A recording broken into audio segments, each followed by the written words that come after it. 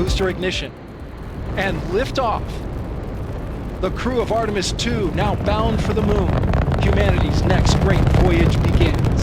ሰላም ጤና ይስጥልን የዜና 08 ተመልካቾቻችን እንደምን ቆያችሁን?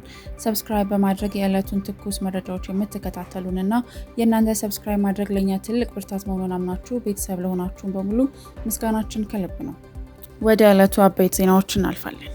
ኔቶ የመፈራረስ አደጋ ተጋርጦበታል። ፕሬዝዳንት ትራምፕ የአውሮፓ ሀገራት በኢራን ጦርነት ወቅት ድጋፍ ባለመስጠታቸው ከአሊያንስ እወጣለሁ ማለታቸውን ተከትሎ አውሮፓውያን በከፍተኛ ስጋት ውስጥ ይገኛሉ።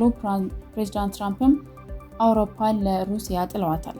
የመካከለኛው ምስራቅ ጦርነትን በዚሁ እንደቀጠለ ይገኛል። የኩባ እስረኞች ምህረት ውሳኔ ተደርጎላቸዋል። አሜሪካ በጣለችው ጠንካራ የነዳጅ ማዕቀብና ጫና መሃል የኩባ መንግስት 2010 እስረኞች እንዲፈቱ በድንገት ወስኗል።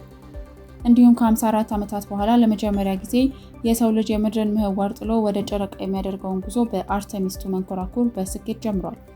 በቀጣዮቹ 8 ደቂቃዎች ውስጥ የእነዚህን አበይት ዜናዎች ትንታኔ፣ አዳዲስ ክስተቶች፣ ኢኮኖሚ፣ ቴክኖሎጂ እና ሌሎች ጠቃሚ መረጃዎችን እናደርሳችኋለን።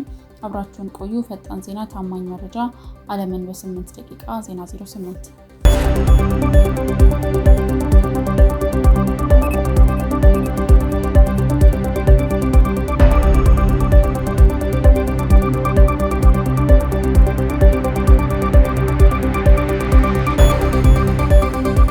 ኔቶ የመፈራረስ አደጋ ላይ ወድቋል። ትራምፕ ከአሊያንስ እወጣለሁ ማለታቸው አውሮፓን በከፍተኛ ስጋት ውስጥ ጥሏታል። ለ76 ዓመታት የቆየው የሰሜን አትላንቲክ የጦር ቃል ኪዳን ድርጅት ኔቶ በታሪኩ አስከፊ ለሆነ የመፈራረስ አደጋ መጋለጡ ተገለጸ። ፕሬዝዳንት ትራምፕ የአውሮፓ ሀገራት በኢራን ጦርነት ወቅት የአሜሪካን የባህር ኃይል ለማገዝ ፈቃደኛ ባለመሆናቸው ድርጅቱን ለቀው እንደሚወጡ በድጋሚ ዝተዋል። ትራምፕ ለሮይተርስ በሰጡት ቃለ መጠይቅ የኔ ቦታ ላይ ብትሆኑ ምን ታደርጉ ነበር ሲሉ የአውሮፓ ሀገራትን ድጋፍ ማጣት መቃወማቸውን ገልጸዋል። የዋይት ሃውስ ቃል አቀባይ አና ኬሊ በበኩላቸው ፕሬዝዳንት ትራምፕ በኔቶ ላይ ያላቸውን ቅሬታ ግልጽ አድርገዋል፣ አሜሪካም ይህንን ድርጊት አትረሳውም ብለዋል። ይህ የትራምፕ አቋም በአውሮፓ መሪዎች ዘንድ ታይቶ የማይታወቅ ስጋት የፈጠረ ሲሆን አሜሪካ በይፋ ከኔቶ ባትወጣ እንኳን አውሮፓ በሩሲያ ብትጠቃ አሜሪካ እርዳታ ላትሰጥ ትችላለች የሚል ስጋት ሰፍኗል። የፈረንሳይ የቀድሞ የጦር አዛዦች ከእንግዲህ በኋላ ያለ አሜሪካ ስለሚኖር ኔቶ ማሰብ መጀመር አለብን እስከማለትም ደርሰዋል። እንደ አውሮፓውያን አቆጣጠር በ2023 በወጣው የአሜሪካ ሕግ መሰረት ፕሬዝዳንቱ የ2/3 የሴኔት አባላት ድጋፍ ካላገኙ በስተቀር ከኔቶ መውጣት አይችሉም። ሆኖም ትራምፕ እንደ ዋና አዛዥነታቸው ወታደሮቻቸው እንዳይዘምቱ የማዘዝ ስልጣን ስላላቸው ድርጅቱን አቅመቢስ ሊያደርጉት ይችላሉ። አውሮፓ እስካሁን በኔቶ ጥላ ስር ሆና በአሜሪካ ወታደራዊ አቅምና የስለላ መረጃዎች ላይ ጥገኛ ነበረች። አሁን ግን ይህ ጥገኝነት እያከተመለት እንደሆነ ባለሙያዎች ይናገራሉ። አሜሪካ በኢራን ጦርነት ምክንያት በሩሲያ ላይ ያላትን ጫና ማላላቷና የነዳጅ ዋጋን ለማረጋጋት ከሞስኮ ጋር ያላት ግንኙነት መሻሻሉ በአውሮፓውያን ዘንድ ክህደት ተደርጎ ተወስዷል። የኔቶ ዋና ጸሐፊ ማርክ ሩት በመጪው ሳምንት ወደ አሜሪካ በማቅናት የትራምፕን ሀሳብ ለማስቀየር የመጨረሻ ጥረት ያደርጋሉ ተብሎ ይጠበቃል።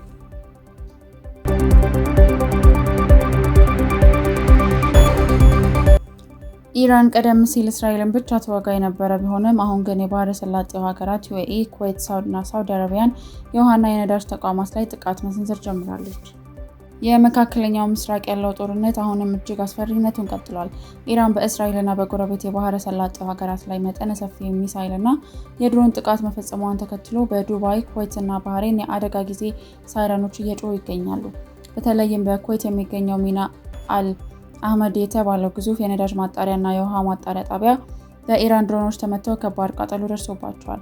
ይህ ጥቃት በበረሃማዎቹ የባህረ ሰላጤው ሀገራት ላይ የውሃና የኃይል አቅርቦት ቀውስ ሊያስከትል እንደሚችል ተሰግቷል። ፕሬዝዳንት ትራምፕ በሰጡት መግለጫ የአሜሪካ ኃይሎች በሚቀጥሉት 2 ሳምንታት ውስጥ ኢራንን በጣም ጠንከር ባለ ሁኔታ መምታታቸውን እንደሚቀጥሉና ሀገሪቱን ወደ ድንጋይ ዘመን እንደሚመልሷት በድጋሚ ዝተዋል። በሌላ በኩል የአሜሪካ የመከላከያ ሚኒስቴር ፒት ሄግሴት ከፍተኛውን የጦር አዛዥ ጀነራል ራንዲ ጆርጅን ከስልጣን ማሰናበታቸው ተሰምቷል። ይህም ሚኒስቴሩ ወደ ስልጣን ከመጡ በኋላ ያባረሯቸው የጀነራሎች ቁጥር ከደርዘን በላይ አድርሶታል። እስካሁን ባለው መረጃ ከኢራን ከ1900 በላይ በሊባኖስ ደግሞ ከ1300 በላይ ሰዎች መሞታቸው ተረጋግጧል። በሚሊዮን የሚቆጠሩ ዜጎችም ተፈናቅለዋል። የቀድሞው የኢራን የውጭ ጉዳይ ሚኒስቴር መሐመድ ጃቫድ ዘሪፍ ኢራን ማዕቀቦች ከተነሱላት የዩራኒየም ማበልጸግ ስራዋን ለመቀነስና የሆርሙዝ ሰርጥን ለመክፈት ዝግጁ መሆኗን ቢጠቁሙም ትራምፕ ግን ኢራን ምንም አይነት ማበልጸግ ማድረግ የለባትም የሚል አቋም ይዘዋል። ፕሬዚዳንት ትራምፕ አክለውን በኢራን ላይ የሬጅም ቼንጅ ወይንም የስርዓት ለውጥ ለማምጣት ከፍተኛ የአየር ድብደባ እያካሄዱ ሲሆን በውስጥ ደግሞ ወታደራዊ አመራሮችን በመቀያየር ላይ ናቸው። ጃቫድ ዘሪፍ ያቀረቡት የድርድር ሀሳብ በዋይት ሀውስ በኩል ተቀባይነት እንደሚያገኝ ገና እርግጠኛ ባይሆንም ጦርነቱን በዲፕሎማሲያዊ ለመጨረስ የተከፈተ ትንሽ በር ተደርጎ ይታያል።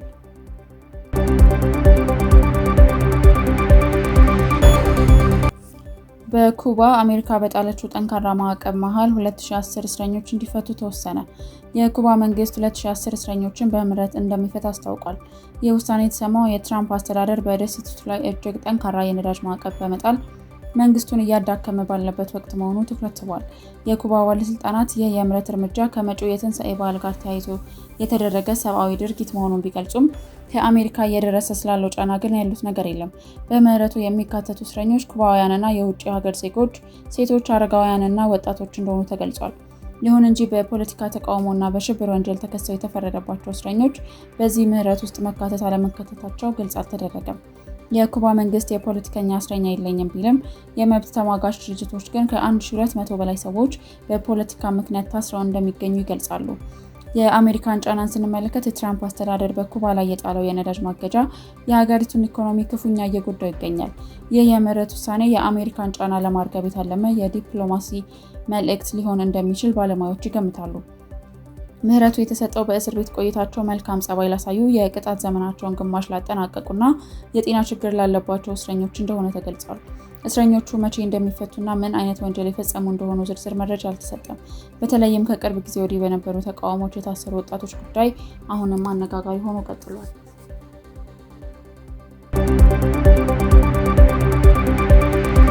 ከ54 ዓመታት በኋላ ለመጀመሪያ ጊዜ አርቴሚስ 2 የሰው ልጅን ይዛ ወደ ጨረቃ ጉዞዋን ጀምራለች።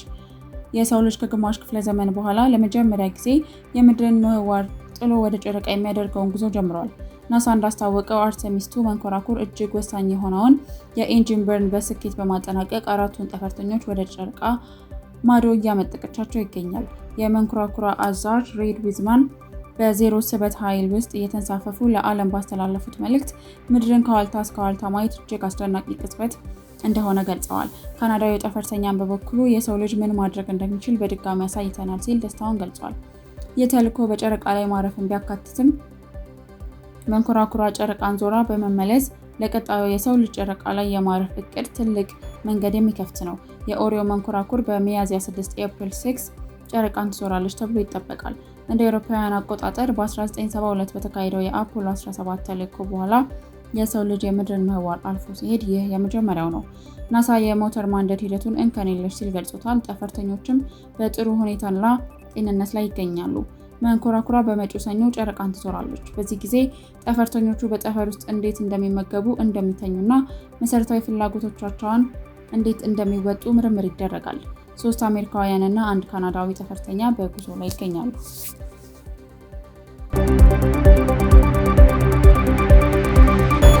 የዛሬው የዜና 08 መረጃዎቻችን ይህንን ይመስሉ ነበር። ዕለታዊ አዳዲስ መረጃዎችን ለማግኘት የዩቲዩብ ገጻችንን ሰብስክራይብ ያድርጉ። እንዲሁም በፌስቡክ እና በቲክቶክ በፈለጉት አማራጭ ያገኙናል። ፈጣን ዜና፣ ታማኝ መረጃ፣ ዓለምን በ8 ደቂቃ። ዜና 08 እናመሰግናለን።